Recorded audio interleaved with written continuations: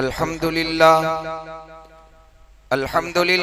वहदहु वस्सलातु वस्सलामु अला मन ला नबिय्य बअदा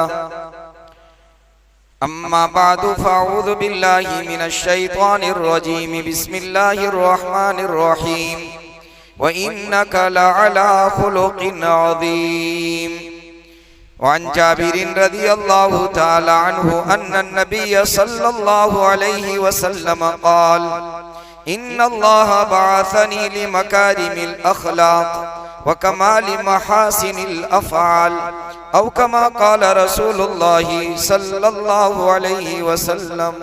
दुरूद शरीफ पढ़ लो।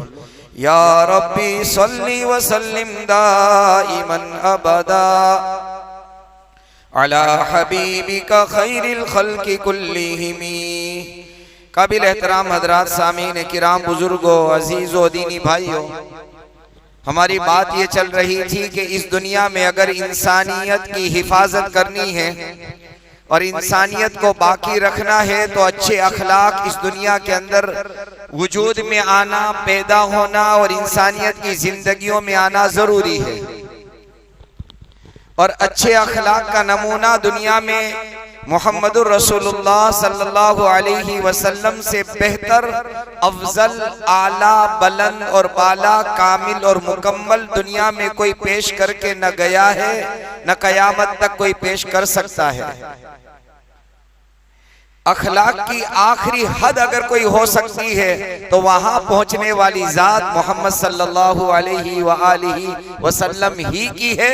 और ये कुरान का ऐलान है, इन्नका लअला खुलुक़िन अज़ीम। अल्लाह ने इरशाद फरमा दिया, ए मेरे महबूब, आप अखलाक के बहुत आला दर्जे पर पहुंचे हुए हो।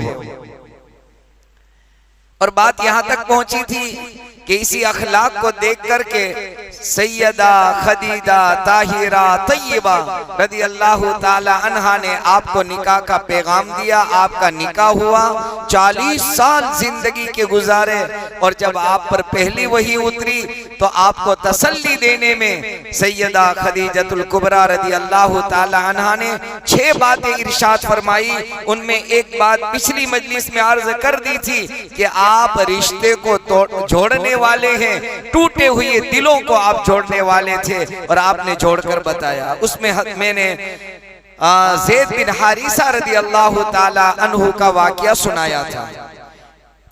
पहली खूबी आपकी ये थी कि रिश्तों को आप जोड़ते थे। अल्लाह हमें भी दे।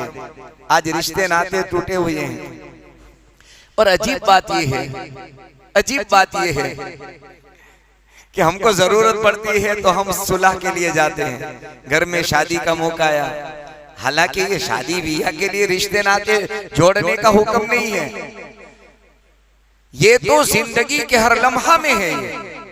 और आपने कैसा जोड़ के बताया।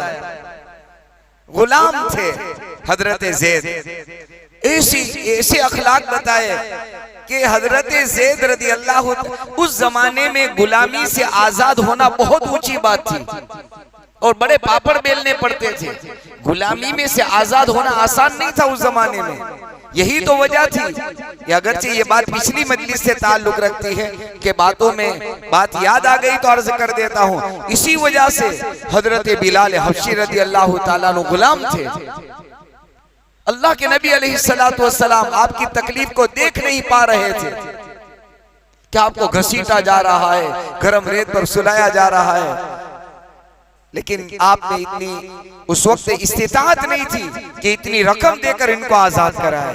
बार बार कहते थे, बिलाल सब्र कर, बिलाल सब्र कर। तो गुलामी से आजाद होना उस जमाने में आसान बात नहीं थी। और आजादी मिल जावे तो दुनिया की बहुत बड़ी नेमत मिल जाती थी। ऐसे दौर और ऐसे जमाने में ज़ैद बिन हारिसा रज़ी अल्लाह ताला अन्हु को इनके वालिद लेने के लिए आ रहे हैं और यूं कह रहे हैं कि ज़ैद, अल्लाह के नबी फरमा रहे हैं सल्लल्लाहु अलैहि वसल्लम, मैं तुझे आजाद करने को तैयार हूं, आजाद हो जा। फरमाते हैं, नहीं, मुझे गुलामी मंजूर है। बहरहाल तसीलुर रहीम, आप रिश्ते नाते जोड़ने वाले थे, ताल्लुकात को उस्तवार करने वाले थे। ये आपकी पहली खूबी थी। दूसरी खूबी आपकी ये थी जो हजरत खदीजा ने बयान फरमाई, वतसदुकुल हदीस, आप जुबान के बड़े सच्चे थे। कैसे सच्चे?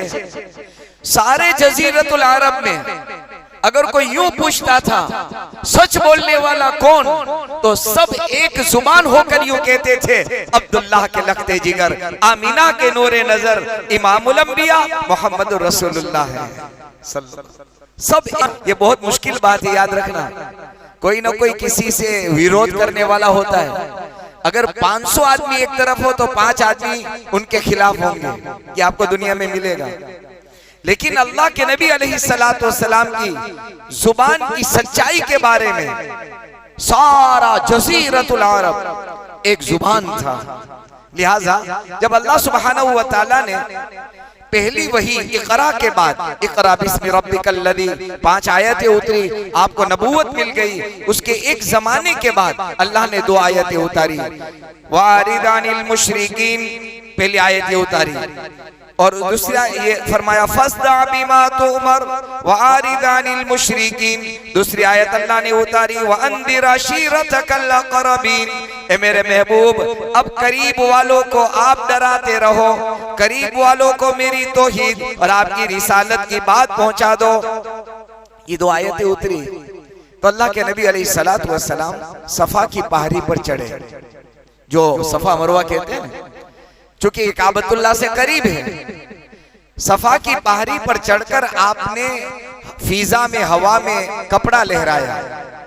उस जमाने के अंदर अरब का दस्तूर ये था, उनका कदीम रिवाज ये था अरबों का, कि जब मक्का वालों पर कोई खतरनाक हमला होने वाला या कोई बुरा हाल आने वाला होता, तो कोई आदमी उस सफा की पहाड़ी पर चढ़कर रुमाल को, कपड़ों को हवा में, फिजा में लहराता था। मक्का वाले समझ जाते थे कि कोई अहम बात आई है, यानी बहुत इमरजेंसी मसला पेश आया है। ये इनका तरीका था कि इमरजेंसी कोई आई है। जैसे हमारे यहाँ सायरन बजता है इमरजेंसी में, उस जमाने के अंदर सायरन तो था नहीं। सफा की पहाड़ी पर चढ़कर कपड़ा हवा में लहराते थे। ऊंचाई पर थी वो पहाड़ी, और मक्का मुकर्रमा की बस्ती नीचे की तरफ थी। तो सारे मक्का वाले देखते थे कि कोई अहम बात पेश आई है, जो हमारी बस्ती का कोई आदमी वहां कपड़ा लहरा रहा है। लिहाजा उस कपड़े को हवा और फिजा में लहराता हुआ देखकर सारे मक्का वाले जमा हो जाते थे। मुहद्दिसीन पर अल्लाह ताला करोड़ों रहमतें उतारे, कहो आमीन। इन्होंने एक एक अल्लाह के नबी की जिंदगी से बड़े मसले निकाले हैं। अल्लाह के रसूल सल्लल्लाहु अलैहि वसल्लम ने मक्का वालों का वो पुराना कदीम तरीका बाकी रखा, और आप भी उस चढ़े सल्लल्लाहु अलैहि वसल्लम और हवा में कपड़ा लहराया। मुहद्दिसीन ने लिखा है कि अगर किसी बात को पहुंचाना हो, दीन का कोई पैगाम पहुंचाना हो, और पुराने जमाने का कोई तरीका चला आ रहा हो, तो उस तरीके को आप इख्तियार कर सकते हैं। शर्त यह है कि वो तरीका नाजायज न हो। समझ में आई बात? नाजायज न हो तो आप वो तरीका इख्तियार कर सकते हैं। अल्लाह के नबी ने अरब का पुराना तरीका इख्तियार किया। जब सब जमा हुए, अबू जहल भी था, अबू लहब भी था, उतबा भी था, शैबा भी था, बड़े चौधरी किस्म के और मक्का के बड़े बड़े रुअसा वहां मौजूद थे। अल्लाह के हबीब सल्लल्लाहु अलैहि वसल्लम ने पहला सवाल किया कि मक्का वालों, मेरी जिंदगी के 40 साल और 40 यानी अदवार, 40 दिन नहीं, 40 महीने नहीं, जिंदगी के 40 साल एक माना रखता है। 2, 4, 10 दिन में आदमी पहचाना जाता है, साल 2 साल में पहचाना जाता है। 40 साल में तो किताबें जिंदगी खुल जाती है इंसान की, सारा का सारा मंजर आम पर आ जाता है। बहरहाल अल्लाह के हबीब सल्लल्लाहु अलैहि वसल्लम ने वो कपड़ा लहराने के बाद, वो तरीका इख्तियार करने के बाद आपने फरमाया लक़द लबिस्तु फ़ीकुम उमरा, मैं तुम्हारे दरमियान एक लंबा जमाना जिंदगी का गुजार चुका हूँ। मेरी जवानी तुमने देखी, मेरा बचपना देखा, मेरा आपके साथ मामलात देखे, मेरी जुबान का बोल देखा, मेरे अखलाक देखे, मेरी रातें तुम्हारे सामने, मेरे दिन तुम्हारे सामने, मेरी जलवतें, मेरी खलवतें, मेरा सफर, मेरा हजर, मेरा तिजारत करना और लेन देन करना सब आपने देख लिया। फिर सवाल किया कि सब देखने के बाद आपने मुझे कैसा पाया? कौन कह रहे हैं? हमारे आका कह रहे हैं, मोहम्मद रसूलुल्लाह कह रहे हैं। 40 साल की जिंदगी में आपने मुझे कैसा देखा? इससे उलमा ने एक और नुक्ता निकाला है, वो हम सब के लिए, खासकर दीन की मेहनत करने वाले, खासकर वाइज़ीन, मुकर्रिरीन, खुतबा हजरात के लिए भी है। दाई की दावत में, दाई के पैगाम में असर उस वक्त पैदा होगा जब दाई जो कह रहा है उस पर अमल भी करे। अल्लाह हमें अमल वाली जिंदगी नसीब फरमाए। कहा कि कैसा पाया, कैसा देखा आपने? जैसा मैं बोला वैसा मुझे करते देखा? सारे के सारे मक्का वाले, मुत्तफक अलैहि रिवायत है, सही बुखारी सही मुस्लिम में, सारे मक्का वाले जमा होकर एक जुबान होकर कहने लगे, मा जर्रबना अलैका इल्ला सिदका, मा जर्रबना अलैका इल्ला सिदका। हमने आपकी जुबान से कभी सच के अलावा कोई बात नहीं सुनी, सच के अलावा कोई बात कभी नहीं सुनी। आपकी सदाकत, आपकी सच्चाई का सर्टिफिकेट दे दिया सबने मिलकर।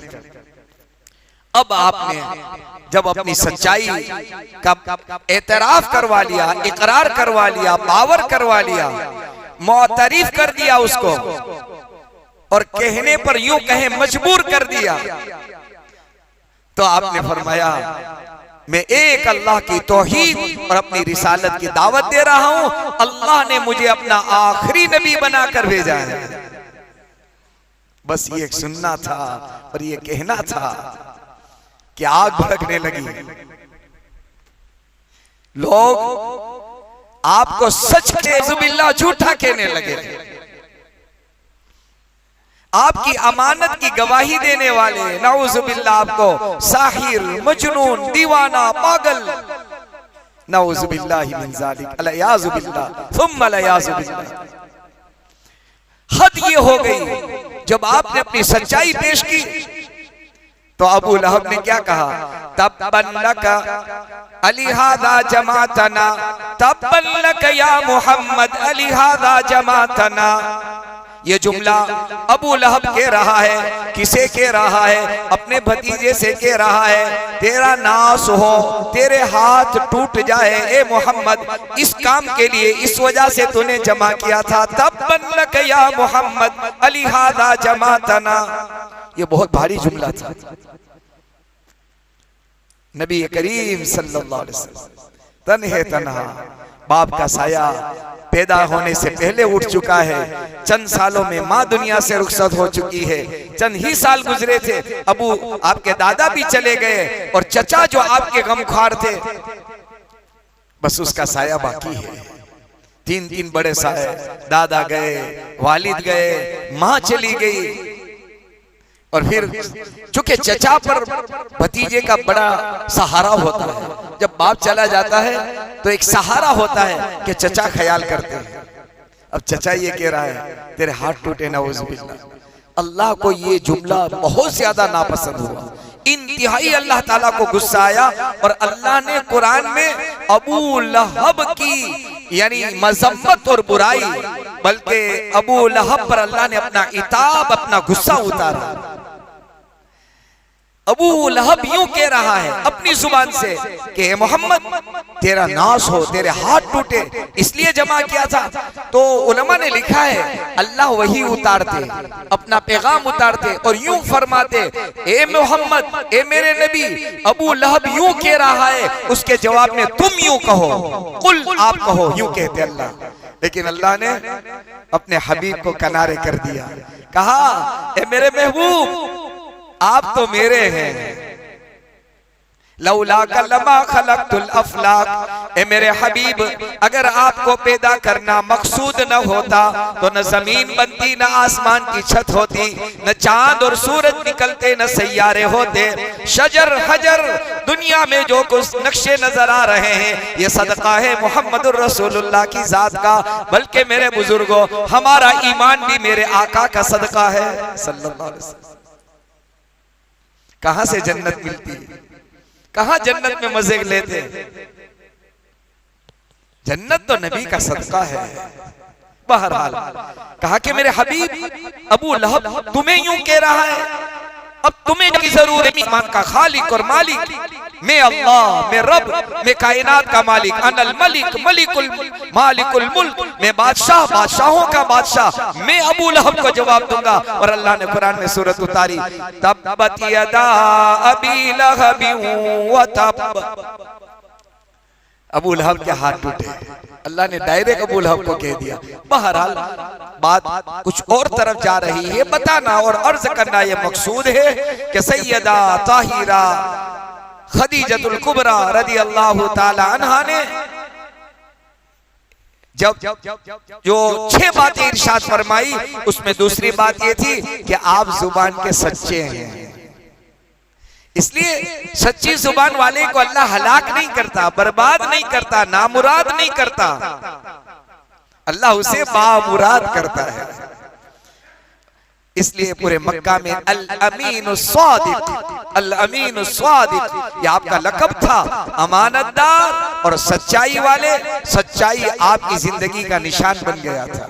बहरहाल ये 2 सिफतें हजरत खदीजतुल कुबरा रदी अल्लाह ताला अन्हा ने बताई, बयान फरमाई कि अल्लाह के नबी आप फिक्र ना करें, आप फिक्र ना करें, अल्लाह आपको हलाक नहीं करेगा। इसीलिए किसी शायर ने कहा है, इस शेर के साथ मैं अब बात खत्म करता हूँ, जो आसी को कमली में अपनी छुपा ले, हम गुनहगार को कयामत के मैदान में एक आसरा, एक सहारा, एक आस, एक उम्मीद अगर किसी की बंदी होगी तो मोहम्मदुर रसूलुल्लाह की होगी। ये शायर यही कह रहा है, जो आसी, आसी कहते हैं गुनहगार को, जो आसी को कमली में अपनी छुपा ले, जो दुश्मन को भी जख्म खाकर दुआ दे।